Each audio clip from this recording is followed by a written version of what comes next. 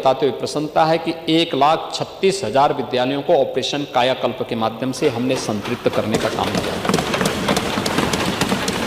आज जो विद्यालय देखने लायक हैं उनमें फर्श है, बालक और बालिकाओं के लिए टॉयलेट है, पेयजल की व्यवस्था है, बिजली या सोलर पैनल लगाए गए हैं, डिजिटल लाइब्रेरी है, स्मार्ट क्लास है और उन बच्चों के लिए बैठने की भी व्यवस्था की गई है।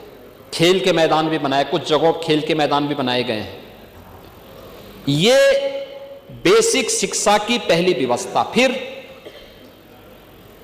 उन बच्चों के लिए यूनिफॉर्म की व्यवस्था, हर बच्चे के लिए 2 uniform, bag, books, shoes, socks यानी जूता, मोजा, स्वेटर, यह भी सरकार ने उपलब्ध करवाया।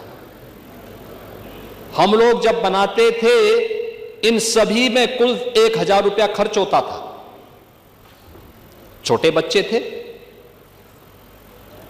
और हम 1,200 रुपये डीबीटी के माध्यम से उन परिवारों को आज उपलब्ध करवा रहे हैं। डीबीटी के माध्यम से क्या ये हमारा दायित्व तो नहीं बनता है कि हम अपने अपने विधानसभा क्षेत्रों में हम भी बैठक लेकर के अभिभावकों को भी और उन शिक्षकों को भी इसके लिए तैयार करें। आपने देखा होगा, मैं एक दिन एक चैनल को देख रहा था और बहुत अच्छी रिपोर्टिंग चल रही थी शिक्षा की, उसको लेकर के वो दिखा रहे थे जब स्कूल पेयरिंग के बाद, स्कूल मर्जर की बात आ रही थी, उस समय उन्होंने दिखाया एक विद्यालय जो जर्जर स्थिति में है, छात्र नहीं है, और एक विद्यालय ऑपरेशन कायाकल्प के माध्यम से सरकार के आह्वान पर गांव के ही लोगों ने पर्याप्त मात्रा में classroom, digital library, smart classroom, furniture और क्लासरूम भी एसी बनाए गए हैं। बेसिक शिक्षा परिषद में सुल्तानपुर का ही वो विद्यालय है, सुल्तानपुर, जनपद सुल्तानपुर का भी है और वाराणसी के भी हैं, गोरखपुर के भी हैं, अन्य तमाम जनपदों में बनाए गए हैं। इसी प्रदेशवासियों ने बनाए हैं, जनप्रतिनिधियों ने रुचि लेकर के भी बनाए हैं। 17 के पहले तो ऐसा नहीं था, 17 के बाद हुआ है। और मैं स्पष्ट कर देना चाहता हूं, प्रदेश सरकार किसी भी विद्यालय को बंद नहीं करने जा रही है, किसी भी विद्यालय को बंद नहीं करेंगे। प्रदेश सरकार ने तय किया है कि इंटीग्रेटेड कैंपस बनने चाहिए बच्चों के लिए, जहां पे वह प्री प्राइमरी से लेकर के और सीनियर सेकेंडरी लेवल तक के स्कूल की शिक्षा प्राप्त कर सकें। उसी के मॉडल दिए गए हैं अटल आवासीय विद्यालय। पीडीए पाठशाला के नाम पे आप क्या पढ़ा रहे हैं, क्या बच्चों को पढ़ा रहे हैं? यही तो आपके संस्कार है। यानी जब सरदेव बाबू कल्याण सिंह जी प्रदेश के मुख्यमंत्री थे, उन्होंने नकल अध्यादेश लेके आए थे, नकल को प्रतिबंध लगाया था कि प्रदेश का युवा अच्छा होगा। आप आए, आपने कहा कि नहीं, नकल तो हमारा जन्मसिद्ध अधिकार है। पहचान का संकट खड़ा कर दिया था यूपी के नौजवानों के सामने। सरदेव बाबू कल्याण सिंह जी के समय में जब यहां पर पाठ्यक्रम का हिस्सा बनाया गया था कि नहीं, गौ से गमला भी होगा और गौ से गणेश भी पढ़ा दो, तो आपने कह दिया नहीं, गौ से गणेश नहीं होगा, ये तो सांप्रदायिक हैं। यानी भगवान को भी आपने सांप्रदायिक बना दिया। आपने कहा गौ से गधा सबसे अच्छा होगा। ये आप पढ़ा रहे थे, ये समाजवादी पार्टी कर रही थी, ये तो स्थिति थी आपकी, ये आप यही कर रहे थे। पांडे जी देखिए, आप लोग यही करते थे जी। और मैं इसीलिए कह रहा हूं, सोच का फर्क है, ये सोच का फर्क है। यह मत पढ़ाइए, अपनी राजनीतिक विकृति और इस विकृत सोच का शिकार उन मासूम बच्चों को मत बनाइए। आपका नाम माता प्रसाद पांडे है, लेकिन मैं पंडित श्यामनारायण पांडे की एक पंक्तियों को मैं पढ़ूंगा आपके सामने। उन्होंने कहा था, यूपी की जो विरासत है ना, यूपी की विरासत पर हर व्यक्ति नहीं बैठ सकता है, हर व्यक्ति नहीं पा सकता है। और उन्होंने कहा था कि ये महाकाल का आसन है, इस पर न किसी का शासन है। नित सिसक रहा कमलासन है, यह सिंहासन सिंहासन है।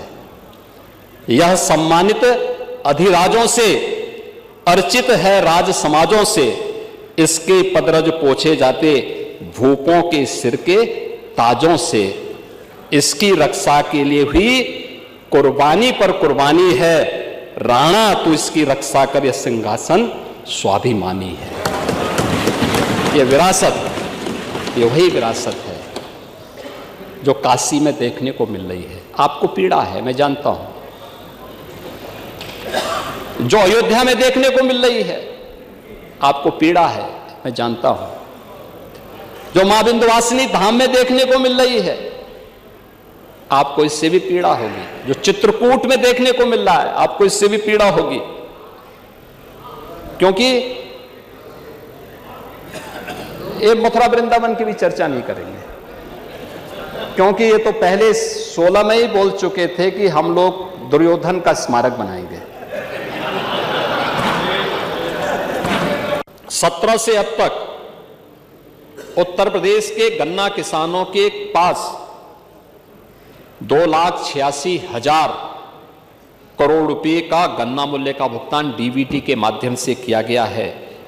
अगर मैं इसको 2000 से 2017 के बीच की तुलना करूं, यानी 1996 से 2017 के बीच की बात तुलना करूं, तो उससे यह 72,000 करोड़ रुपए से अधिक भुगतान किया गया है गन्ना किसानों को। केवल 8 वर्ष में, 22 वर्ष में जितना गन्ना मूल्य का भुगतान आप किए हैं, उससे 72,000 करोड़ रुपए का अधिक गन्ना मूल्य केवल 8 वर्ष में उत्तर प्रदेश के अंदर हुई है। 3 नई चीनी मिलों की स्थापना हुई है, 6 पुनः संचालित हुई हैं, 38 की क्षमता विस्तार हुआ है और इसके माध्यम से 1,25,000 से अधिक युवाओं को रोजगार भी उपलब्ध हुआ है। इथेनॉल उत्पादन 2016-17 में केवल 42 करोड़ लीटर था, आज यह बढ़कर के 177 करोड़ लीटर हुआ है, जो देश में नंबर 1 पर है। औद्यानिक फसलें भी, जो किसानों की आमदनी को कई गुना बढ़ाता है। आलू उत्पादन में आज उत्तर प्रदेश 40.7% का शेयर उत्तर प्रदेश का है। केला उत्पादन में 18.8% का योगदान उत्तर प्रदेश का है। सब्जी उत्पादन में 19.3% का योगदान उत्तर प्रदेश का है और अन्य औद्यानिक फसलें में 16.3% का है।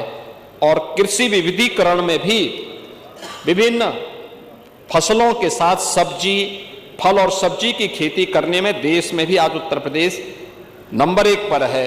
और उत्तर प्रदेश राज्य औद्यानिक निर्यात प्रोत्साहन बोर्ड का गठन भी हमने यहाँ से खाद्यान्न को निर्यात करने के लिए प्रदेश देश के अंदर एक व्यवस्था बनाई है। उत्तर प्रदेश में 2016-17 से 2024-25 के बीच प्रमुख फसलों में जी औसत उत्पादन का जो वृद्धि दर है वो 42.8% है, जबकि इससे पहले 16-17 के पहले यह जो योगदान था ये मात्र 8.7% ही था।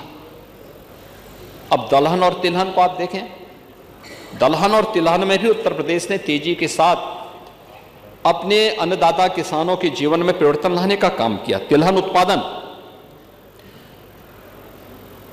29.2 लाख मीट्रिक टन, आज यह लगभग 7% तक यूपी पहुंचा है राष्ट्रीय योगदान में, लेकिन 16-17 तक यह था मात्र 3